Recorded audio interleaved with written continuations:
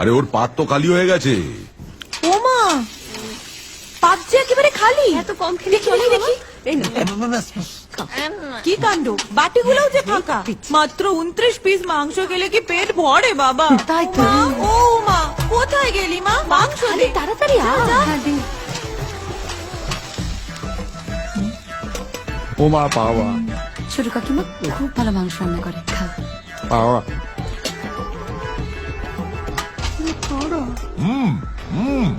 শুরু করো।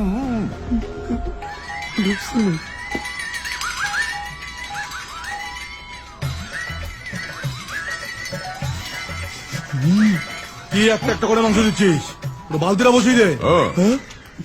দাঁড়া তো, ভালোবেসে আদর করে খাওয়াচ্ছে ও মা, তাতে হচ্ছে না। গোটা বালতিটা বসিয়ে দে। তোমাদের কাজ তো সারাদিন ষাঁড়ের মতো খাওয়া আর গুতনো, তোমরা কি বুঝবে বলো তো? যা বলেছিস, আমার মানুষটাকে মনে নেই? সে বিয়ের পর প্রথম জামাই ষষ্ঠীতে গিয়ে একটা আস্ত পাঠা খেয়ে ফেলেছিল রে। আর আমাদের কপালে জুটেছিল শুধু হরি মোটর। তোমার বাবাকে খেয়ে নিন, তোমার ভাগ্যি ভালো। শুনলি কি বললো? আর আমার চোখ ফুলসজ্জার রাতে আমার হাত ধরে টেনে বলল, কাছে এসো। আর অমনি আমার হাতটা কোণি থেকে খুলে গেল। ভালো আর হয়েছে সব। বাচ্চাদের সামনে কি বলছো এসব? মাছের মরু নিয়ে সরা কয়েকখানা। কি হলো?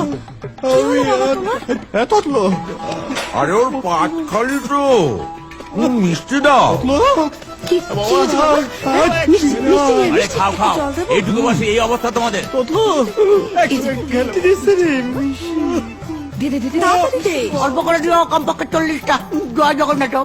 খাও, আমাদের এখানকার বিখ্যাত রসগোল্লা। মিষ্টি না।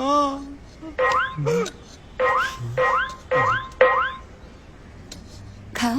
ছলো ছলো নয়নে হাসি মাখা বদনে, ছলো ছলো নয়নে হাসি মাখা বদনে, আনন্দ কাননে মন, আনন্দ কাননে মন। ওরা বোধহয় আর খেতে পারছে না। নিবান হরি বল হরি বল মন রে আমার, হরি বল হরি বল মন রে আমার। বাবা কি অন্ধকার।